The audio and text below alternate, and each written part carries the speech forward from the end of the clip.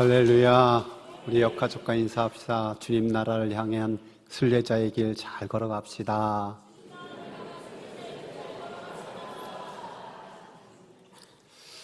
신학자인 톰 라이트가 옥스퍼드 대학에서 강의할 때 일입니다.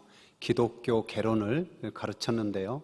한 학생이 손을 들고 당돌하게 말하는 겁니다. 교수님, 저는 하나님을 믿지 않습니다. 저 같은 사람이 이런 과목에서 도대체 얻을 것이 뭐가 있겠습니까? 톰 라이트가 그 학생을 진지하게 바라보면서 이런 질문을 했어요.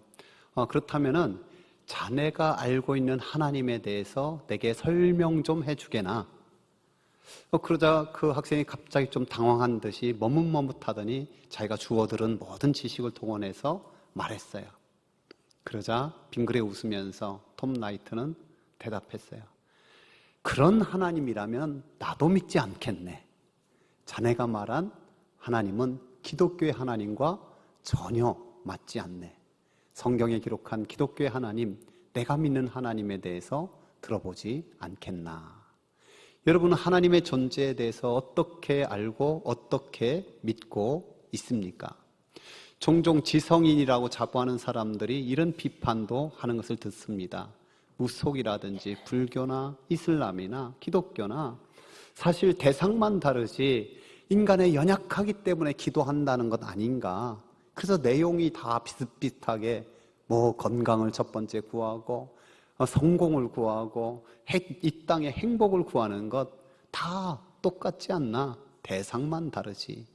여러분, 그런 비판에 대해서 어떻게 생각하십니까?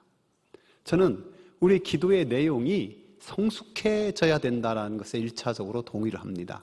하지만 그런 비판은요, 하나는 알지만 둘은 모르는 거예요. 왜냐하면 기도는 그 어떤 내용보다도 대상, 어느 분에게 하느냐가 훨씬 더 중요하기 때문에 그렇습니다. 사람들은 누구에게 혹은 무엇에게 기도하나요? 제가 4가지로 생각해 봤어요. 첫 번째는 피조물들에게 기도해요. 하늘에 떠 있는 하늘이나 달이나 별들에게, 또는 큰 고목, 오래 산 나무, 커다란 바위 이런 곳에 기도하고 있는 모습 많이 보잖아요. 두 번째는 우상에게 기도를 해요. 사람들이 생각해낸, 사람들이 떠오르는 그런 우상을 만들어 기도하는 거예요. 그래서 그것들은 눈으로 보지도 못하고 귀로 듣지도 못하지만 사람들이 조각하여 어느 한 장소에 세우고 그곳에서 기도를 드려요. 또 가장 많이 사람은 사람에게 기도해요. 2가지로 나누는데요. 죽은 사람에게 기도하는 경우가 있어요. 그렇죠. 조상신을 모신다든지, 또 이 땅에서 어떤 큰 업적을 한 사람. 중국에는 가장 큰 신이 관우예요. 관우. 우리나라에도 이순신을 모신다든지, 정야공룡을 모신다, 이런 여러 종류가 있고요. 또 산 사람에게 기도하는 경우도 있어요. 어떤 실질적인 권력이나 힘 있는 사람에게 비는 것이라고도 할 수 있고, 이런 경우도 있지요. 한 아이가 큰 소리로 기도하는 거예요. 하나님, 자전거 타고 싶어요. 나도 내 자전거 주세요. 큰 소리로 기도하니까 엄마가, 야, 왜 그렇게 크게 기도해? 할아버지도 들어야 되잖아. 마치 이런 거예요. 여러분, 이런 건 귀여운 정도지만은 종종 사람 귀에 더 듣는 이런 것이 있고요. 4번째가 잘 모르는 신에게 기도하고 있어요. 여러분, 우리나라 옛날에 물 한 그릇 떠놓고 하늘에게 기도한다, 이런 거 잘 모르는 거거든요, 사실.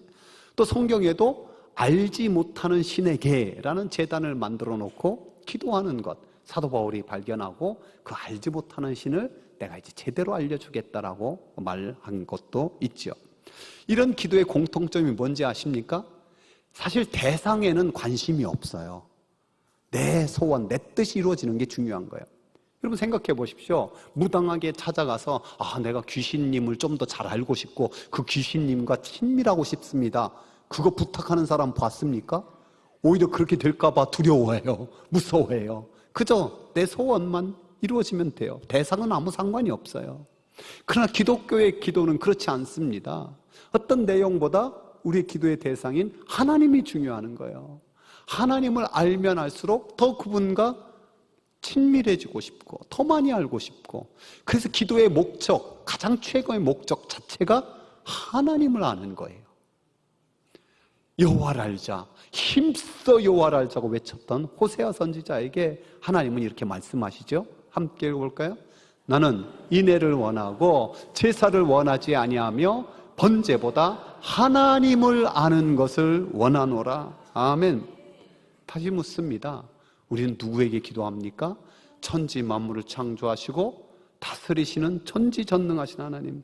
근데 주님께서는 기도를 가르쳐 주시면서 그 하나님을 하늘에 계신 우리 아버지, 하늘에 계신 우리 아버지로 부를 것을 말씀하세요.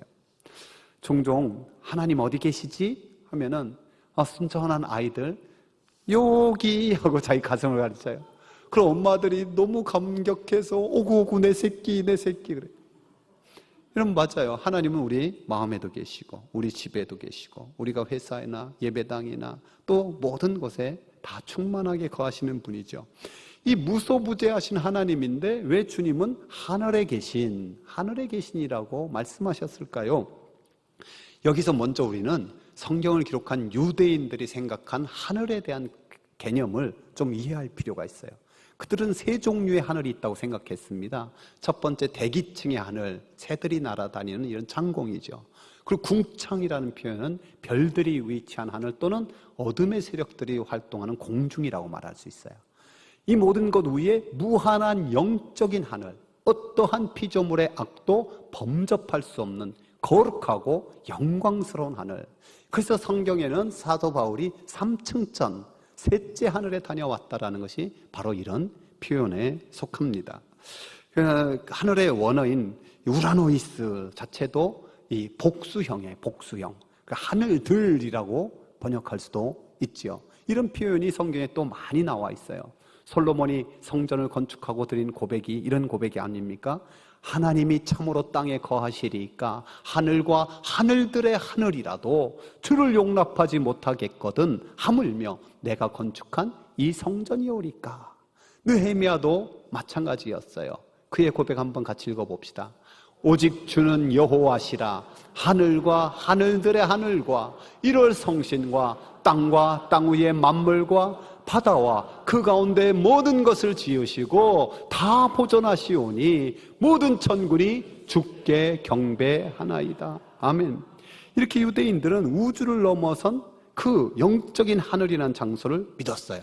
근데 주님께서 가르쳐 주신 기도는 사실 이런 장소 개념보다도 하나님의 존재에 대한 고백이 담겨 있는 거예요. 따라서 봅시다. 하늘에 계신이란 장소를 넘어 존재에 대한 신앙 고백이 담겨 있습니다.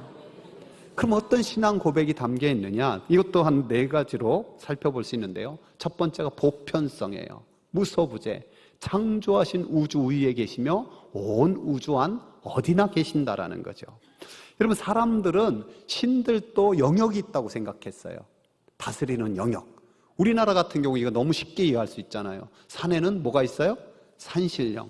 그것도 백두산에는 백두산신령 있고 한라산에 한라산신령 있고 금오산에는 금오산신령 있는 거예요. 바다에는 뭐가 있어요? 용왕이 있어요. 그것도 남해에는 남해 용왕, 동해에는 동해 용왕, 서해에는 서해 용왕. 각자 영역이 있는 거예요. 이렇게 큰 것뿐만 아니라 아주 좁은 영역도 있다고 생각했어요. 그래서 옛날에 할머니나 어머니들이 초하루가 되면 그 집안 조그만한데도 다스리는 귀신이 있다고 밥 떠가지고 안방에도 하나 놓고 건너방에도 하나 놓고 툇마루에도 하나 놓고 곳곳에 놓아서 거기 있는 귀신 달랜다, 뭐 그런 사상이 있었단 말이에요. 성경에서도 사실 비슷하죠. 성경에 가장 많이 등장하는 신인 바알은 비를 주관하는, 비에 대한 영역이 있고 아세라는 땅의 영역에 있는 그런 신이라고 생각했던 거예요. 그러면은 하나님의 영역은 무엇이란 말입니까? 온 우주를 넘어서 그 충만하신 하나님. 그래서 시인은 이런 고백을 하고 있습니다. 함께 읽어봅시다. 내가 주의 영을 떠나 어디로 가며 주의 앞에서 어디로 피하리까? 내가 하늘에 올라갈지라도 거기 계시며 스올에 내 자리를 펼치라도 거기 계시나이다. 내가 새벽 날개를 치며 바다 끝에 가서 거주할지라도 거기서도 주의 손이 나를 인도하시며 주의 오른손이 나를 붙드시니다. 근데 한 가지 더 우리가 더 생각할 것은 당시 종교인들은 어떤 장소 개념보다도 또한 사상적으로, 신앙적으로 하나님을 제한해 버렸어요. 무엇입니까? 사두개인들은요, 성전에 하나님을 가둬놨어요. 오늘 또 그릇된 교회는 예배당 안에 하나님을 가둬놓을 수 있어요. 바리새인들은요, 율법 안에 하나님을 가두어 놓았어요. 여러분, 열심당들은 정치적 투쟁에 하나님을 가두어 놓았고요. 헤롯 당은 현실적인 권력에 하나님을 가둬 놓았어요. SNF파는 극단적인 믿음으로 하나님을 가두어 놓은 거예요. 지금도 이렇게 치우쳐서 극단적으로 나가는, 한쪽에 치우치는 경향을 많이 볼 수 있습니다. 주님은 하늘에 계시니라고 하나님을 존재에 대한 고백을 통해 그 무엇으로도 제한할 수 없고 그 무엇으로도 가둬 놓을 수 없는 하나님임을 말씀하시는 거예요. 두 번째는 전지전능이죠. 모든 것을 아시고 모든 것을 하실 수 있다. 고대인들에게 하늘은 모든 것의 근원이었어요. 그렇잖아요. 하늘에 해와 달과 별들이 다 매달려 있고 바람과 구름과 비와 눈과 번개, 천둥 모든 것이 하늘에서 있고요. 농사에 필요한 햇빛과 비를 주관하시는 것이 하늘이고 낮과 밤이 하늘에 의해서 결정되고 덥고 춥고 하는 모든 것도 하늘에 의해서 결정되는, 우리 삶에서 필요한 모든 것은 하늘이 공급해주는 신비 그 자체였고 신성한 곳이었어요. 그래서 성도들도 이런 고백을 하는 거예요. 여호와께서 하늘에서 굽어보사, 하늘에서 굽어보사 모든 인생을 살피시며 곧 그가 거하시는 곳에서 세상의 모든 거민들을 굽어 살피시는도다. 우리가 믿는 하나님, 천지 만물을 만드시고 다스리시는, 우리 인생의 모든 것을 아시고 살피시는 전지전능하신 하나님이십니다. 세 번째가 아주 중요한 개념인데 초월성, 거룩하심이에요. 하나님께서는 하늘에 계실 뿐만 아니라 인간의 정신과 온 우주 만물에 거하시는데, 그러나 이 피조물과 같은 방식으로 거하시는 것이 아니라 모든 것과 함께 하시면서도 초월해 계신 분, 초월해 계시지만은 그 놀라운 사랑으로 여전히 우리를 사랑하시고 돌보시는 하나님, 우리 인생의 깊은 관심을 가지고 섭리하신 하나님. 여러분, 이 하나님의 초월성과 반대되는 개념으로 알면 조금 더 이해가 쉬운데요, 두 가지가 있어요. 첫 번째는 범신론이에요. 범신론은 하나님의 초월성은 별로 인정하지 않고 모든 만물에 다 신이 있다 이런 거 아닙니까? 그렇기 때문에 초월 세계에서 우리를 구원하는 것이 아니라 스스로의 힘으로 구원해야 되는 자력 구원에 빠져요. 여기에 해당되는 게 불교나 힌두교가 그렇게 해당되는 거예요. 두 번째는 이신론이라는 주장이 있는데요, 이 신이 초월 세계에 거하는 것은 믿는데 그분이 우리와 함께 내주하신다, 또 우리에게 내려오신다, 이런 개념이 아주 약한 거예요. 대표적인 것이 이슬람에 속해요. 이슬람은 우리 하나님 개념인 알라는 위대하다라는 고백을 수도 없이 드리죠. 그러나 그 알라는 초월의 세계에서 거룩한 곳에서 있는 분이지 이 타락한 이 세상에 내려오는 분이 아니에요. 그래서 초월의 신이 인정하지만 이 이신론 속에서도의 구원론은 자력 구원에 속해요. 그 두 가지로 빠져요. 뭐냐면은 숙명론에 그냥 빠져버리기도 하고, 두 번째는 이 메카를 순례한다든지 라마단의 금식을 비롯해서 하루에 5번씩 반드시 기도하고 동량을 많이 해서 적선을 많이 해서 공을 쌓아야 되는 역시 자력 구원론에 빠지게 되는 거예요. 이 하늘에 계신 우리 하나님은 참으로 초월에 계신 이 피조물과 전적으로 구별된 거룩한 분, 그래서 그분을 우리가 아버지라 부르지만은 버릇없는 자녀처럼 대할 수 있는 분은 아닌 거예요. 사실 여기에 넘어진 사람이 가장 지혜로웠던 솔로몬이에요. 그 솔로몬이 나중에 고백은 뭐냐, 이런 고백을 하고 있답니다. 함께 읽어봅시다. 너는 하나님 앞에서 함부로 입을 열지 말며 급한 마음으로 말을 내지 말라. 하나님은 하늘에 계시고 너는 땅에 있음이니라. 그런즉 마땅히 말을 적게 할 것이니라. 하나님 앞에 나와서 그저 내 소원 따따따따따따 말하고 그냥 돌아가 버리지 말고 먼저 하나님의 임재 속에 들어가고 하나님의 그 초월하신 앞에 내 영혼을 제대로 바라보며 기도할 수 있는 것, 이게 기독교의 기도가 되는 거죠. 네 번째가 다스리심, 이 통치에 있어요. 지금도 온 우주 만물과 인류 역사에 크신 섭리를 가지고 다스리는 거예요. 여러분, 하나님이 저와 여러분의 인생을 크신 섭리 가운데 통치하고 계심을 믿습니다. 우리 가정도 하나님이 다스리심을 믿고, 우리 교회도 하나님의 주님의 교회로 주님이 다스리심을 믿습니다. 이 나라도 하나님이 다스리시며, 이 인류 역사도 결국 하나님의 섭리 가운데 다스리심을 믿습니다. 그래서 스탠리 하우어스는요, 이런 말을 하고 있답니다. 만일 하나님이 그저 인간의 최선의 열망과 경험의 투사에 불과한 존재라면 그런 존재는 그저 무시해버려라. 그런 시시한 신들을 우리가 직면한 이 커다란 문제들을 해결할 만한 상대가 되지 못하기 때문이다. 그러나 우리는 하늘에 계신 하나님 아버지를 부르며 기도한다. 그렇기에 우리는 세상을 위한 양식, 나라 간의 평화, 깨어진 결혼 관계의 회복, 암의 치유, 가뭄을 해결해 줄 비와 같은 터무니없어 보이는 엄청난 선물들을 위해 담대히 기도하는 것이다. 우리가 담대하게 그러한 선물들을 구해 기도할 수 있는 것은 우리가 하늘에 계신 아버지께, 온 세상을 다스리시는 분께 기도하기 때문이다.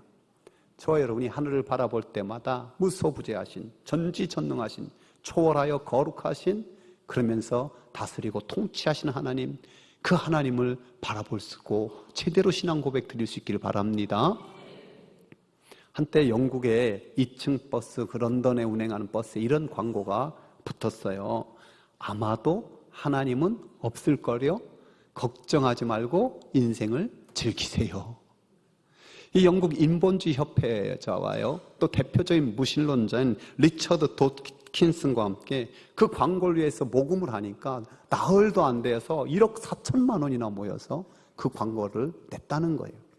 근데 제가 그런 뉴스를 보면서 이런 생각을 했어요. 왜 사람들이 하나님이 살아계신 것을 걱정할까? 왜 사람들이 하나님 살아계심을 걱정할까? 여러분, 하나님의 살아계심을 부인하는 이 무신론도 크게 두 가지로 나눌 수 있거든요. 첫 번째, 사상적 무신론이에요. 따라서 사상적 무신론. 1961년 소련에서 최초로 달나라 여행을 성공했잖아요. 그곳에 간 사람이 유리 가가린인데, 유리 가가린이 그 우주 여행을 하고 나서 한 말이 우주에 가봤더니 하나님이 없더라 였어요. 근데 유리 가가린이 죽은 후 그 친구가, 그건 유리 가가린이 직접 한 말이 아니고 당시 스탈린 정권이 그걸 강요해서 조작했다, 뭐 이런 보도도 하고 있어요. 근데 여러분, 이 달나라 하나 갔다 왔다고 우주를 봤을까요? 우주가, 현대 과학이 말하는 우주가 얼마나 크고 넓은지 아십니까? 우리 지구가 속해 있는 태양계가 속해 있는 은하의 별들이 몇 개 있는지 아세요? 2,000억 개. 몇 개라고요? 근데 이 지구에도 달이 있잖아. 이런 위성들까지 다 합하면요 3조 2천억 개래요. 이게 숫자가 헷갈리지 말고 잘 들어보세요. 그런데 이 태양계가 속해 있는 은하계와 같은 은하계, 이런 은하계가 몇 개 있느냐? 그것도 약 1,000억 개 이상이 있대요. 그럼 온 우주의 별이 도대체 몇 개일지 여러분이 이 숫자가 동그라미가 계산이 됩니까? 이런 우주에 겨우 달나라 하나 갔다 와서 우주를 말하는 것은 지구 전체 바닷물에 숟가락 하나 떠서 보고 나는 바다를 다 안다 하는 것보다 더 훨씬 어리석은 일이 아닌 겁니다. 근데 자신이 모르면서도 하나님이 없다고 굳이 주장하는 태도는 뭘까요? 단 한 가지예요. 내가 하나님 되어서 내 인생 내 마음대로 즐기고 살고 싶다는 것뿐인 거예요. 근데 사상적 무신론자보다 하나님께서 어떻게 보면 더 안타까워하는 무신론은 뭐냐? 실천적 무신론이에요. 따라서 실천적 무신론. 하나님이 존재한 것 같다, 하나님 살아계시는 건 나 믿는다 하면서도 삶에서는, 실천에서는 그런 모습이 하나도 없는 것. 당시 주님께서 가장 싫어했던 바리새인과 종교인들, 그런 신앙인들이 그런 거 아닙니까? 함께 말씀 읽어볼까요?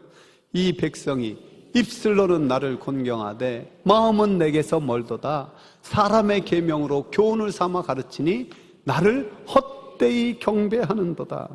실제로 하나님을 믿는다 하면서도 제대로 기도 한 번 안 하는 사람 많을 거요. 여기서도 억지로 그냥 가족에 따라서 끌려 나오지만은 그래 있는 것 같긴 하지만, 여러분, 하나님의 존재를 믿지만 실제로 기도하지 않는 것, 하나님의 섭리까지는 믿지 못하기 때문인 거예요. 어떤 신학자는 하나님은 존재하지만은 그저 우리에게 이 세상 모든 만물을 창조하시고 완전히 위임했다.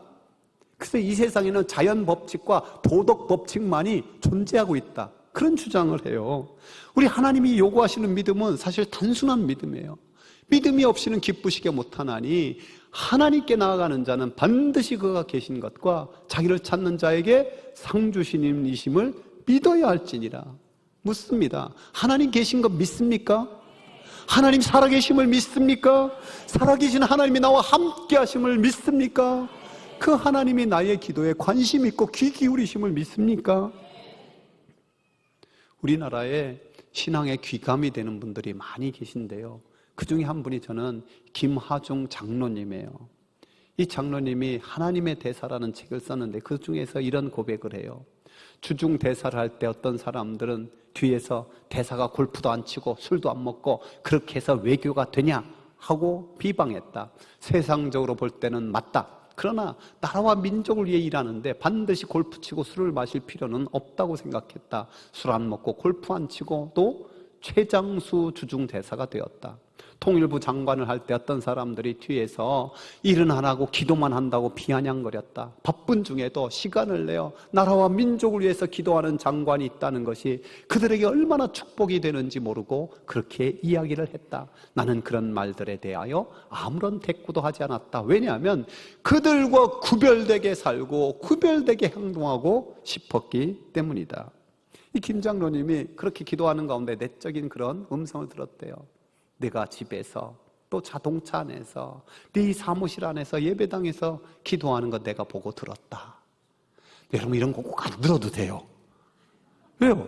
성경에 이미 기록되어 있고 약속되어 있는 건 그냥 믿으시기 바랍니다. 하나님이 살아계심을 크게 깨닫고 믿는 사람은요, 아무리 바빠도 기도하게 돼 있어요.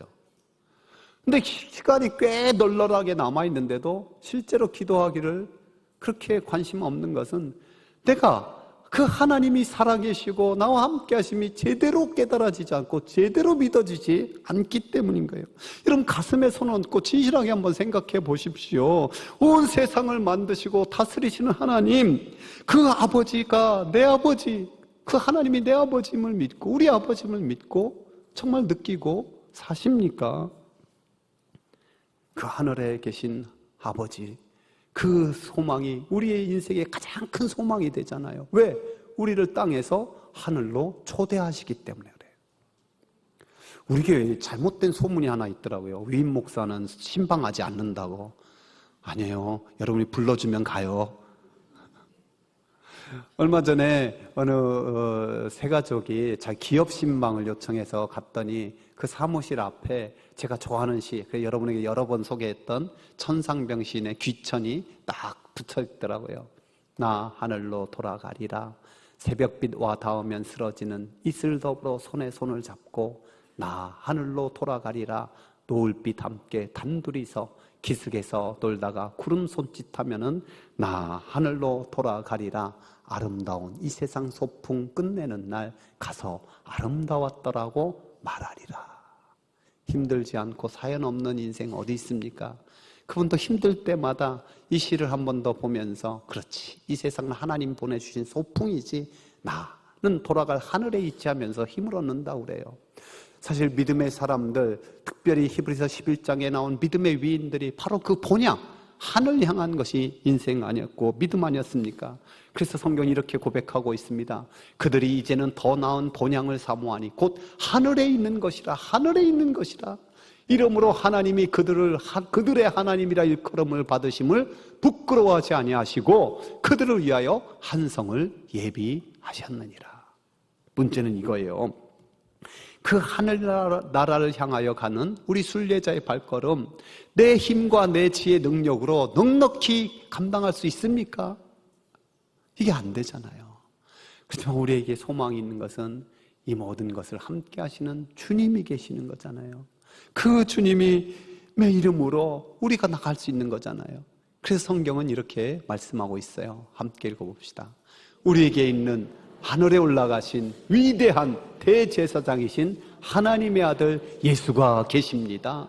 그러므로 우리의 신앙 고백을 굳게 지킵시다. 우리의 대제사장은 우리의 연약함을 동정하지 못하시는 분이 아닙니다. 그는 모든 점에서 우리와 마찬가지로 시험을 받으셨지만 죄는 없으십니다. 그러므로 우리는 담대하게 은혜의 보좌로 나아갑시다. 그리하여 우리가 자비를 받고 은혜를 입어서 제때 주시는 도움을 받도록 합시다. 사랑하는 성도 여러분, 우리가 예수 그리스도 그 이름을 가지고 하늘에 계신 우리 아버지 담대히 부르며 은혜의 보좌 앞에 나갈 수 있기를 원합니다. 살아계신 하나님, 그 은혜로 우리를 부어주셔서 우리를 저 하늘 소망 갖게 하시고 인도하여 주신답니다. 우리가 이 은혜를 기억하면서 말씀 붙들고 우리 하늘 소망 찬양하며 나갈까요?